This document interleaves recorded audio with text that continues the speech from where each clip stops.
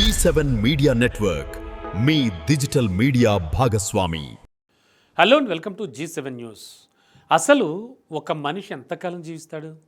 మామూలుగా తన సగటు ఆయు ప్రమాణం ఎంతవరకు ఉంటుంది? అసలు మనుషులందరూ ఒకేలా జీవిస్తారా? అంటే లైఫ్ టైం నేను మాట్లాడేది. ఇలా చాలా రకరకాల విభిన్నమైనటువంటి ప్రశ్నలు, వాటికి రకరకాల సమాధానాలు కూడా ఉన్నాయి. అసలు మనం ఎంతకాలం జీవిస్తాము అనేది ఇప్పటి వరకు కూడా కేవలం మన డైట్ కంట్రోల్ కావచ్చు, మన ఆహారపు అలవాట్లు కావచ్చు, అలాగే మనం చేసే ఎక్సర్సైజెస్, అంటే మనం ఇచ్చేటువంటి ఆ అలవాట్ల వల్ల వాటిపైన, ఈ వ్యాయామాలు వాటిపైనే ఆధారపడి ఉంటుందని అంతా భావిస్తూనే వస్తున్నాం. కానీ ప్రముఖ ఇంటర్నేషనల్ జర్నల్ సైన్స్, అందులో ప్రచురితమైనటువంటి ఒక తాజా అధ్యయనం ఒకటి ఏం చెప్తోందో తెలుసా? ఆ విషయం మీకు చెప్దామని వచ్చాను. ఒక వ్యక్తి జీవిత కాలాన్ని నిర్ణయించడంలో జెనెటిక్స్ అంటే ఏంటో తెలుసు కదా, జన్యువులు, వాటి పాత్ర 55% వరకు కూడా ఉంటుందని తేలింది. గతంలో ఇది కేవలం 10 to 25% మాత్రమే శాస్త్రవేత్తలు భావించేవాళ్ళు. చూసారా? అందుకే ఈ వార్త ట్రెండింగ్ అవుతోంది, వైరల్గా మారింది. ఇదివరకైతే 10 to 25% అని భావిస్తున్న వాళ్ళు, అంటే మన జెనెటిక్స్లో ఉందిరా, వీడికి జెనెటిక్స్లో ఉందిరా, వీడి జెనెటిక్స్ అంతేరా అంటూ ఉంటారు చూడండి. ఆ జన్యువులు అనేవి మన జీవితకాలాన్ని నిర్ణయిస్తాట. ఎంతవరకు అంటే 55%. గ్రేటే, ఎక్కువే కదా. సరే, అసలు ఏం జరిగింది చూద్దాం. ఇజ్రాయెల్లోని వైజ్మ్యాన్ ఇన్స్టిట్యూట్ ఆఫ్ సైన్స్ పరిశోధకులు డెన్మార్క్, స్వీడన్, ఇలా రకరకాల కంట్రీస్ కిందన వేల సంఖ్యలో ఉన్న కవలల జీవితకాల డేటాను విశ్లేషించారు. ట్విన్స్ని తీసుకున్నారు వాళ్ళు.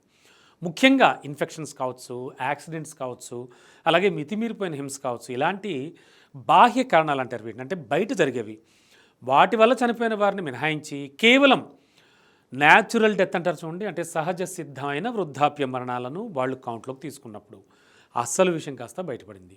అసలు మన బాడీ ఎంత వేగంగా వృద్ధాప్యం బారిన పడుతుంది అనేది మన డిఎన్ఏలోనే రాసి ఉంటుందట. ఆ విషయాన్ని పరిశోధన స్పష్టం చేసింది. అయితే మనం చేసే ఎక్సర్సైజెస్ కావచ్చు, వర్కౌట్స్ కావచ్చు, అలాగే మంచి ఇంటేక్ ఫుడ్, మంచి ఆహారం, ఇవన్నీ అవసరమని దీని అర్థం అయితే కాదు. ఎందుకంటే జెనెటిక్స్ అనేవి, అంటే జన్యువులు మన ఆయుష్కు ఒక గరిష్ట పరిమితిని విధిస్తాయట. అంటే ఆ పరిమితి వరకు కూడా మనం ఆరోగ్యంగా జీవితాన్ని చేరుకోవడానికి మంచి జీవనశైలి అయితే పడుతూ ఉంటుంది. మరి మన అలవాట్లు సరిగ్గా లేకపోతే జన్యుపరంగా ఉన్నటువంటి మన ఆయుష్ కంటే ముందే మనం మరణం అంచుకెళ్ళిపోతాం.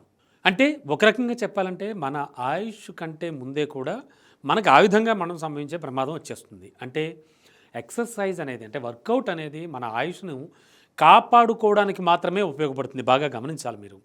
తప్ప జెనెటిక్స్ పరిమితిని దాటైతే అది పెంచలేదు. ఓకే, సరే. మరి ఈ స్టడీ ఏం చెప్పింది అంటే భారతీయులకు ఒక వార్నింగ్ లాంటిది అంటోంది ఓవరాల్గా వైద్య శాస్త్రం. అంటే వైద్య నిపుణులందరూ ఇదే అభిప్రాయపడుతున్నారు.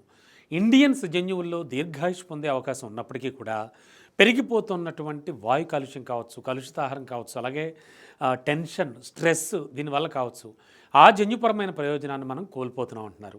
ముఖ్యంగా డయాబెటీస్ కావచ్చు, అలాగే ఒబేసిటీ కావచ్చు, ఇలాంటి సమస్యలు మన జీవక్రియను దెబ్బతీసి ఆయుష్ను తగ్గిస్తున్నాయని డాక్టర్ అనూప్ మిశ్రా, అంటే ఈయన ఒక ప్రముఖ వైద్యులు, ఈయన ఆందోళన వ్యక్తం కూడా చేస్తున్నారు. అయితే మీ కుటుంబంలో మీ తాత ముత్తాతలు ఎక్కువ కాలం జీవించుంటే మీకు కూడా ఆ దీర్ఘాయు జన్యువులు ఉండే అవకాశం ఖచ్చితంగా ఉంటుంది.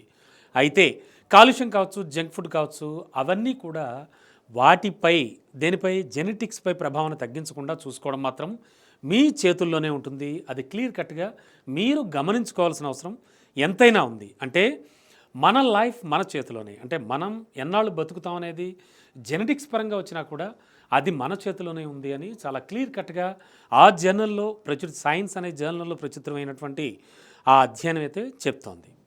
G7 మీడియా నెట్వర్క్ మీ డిజిటల్ మీడియా భాగస్వామి.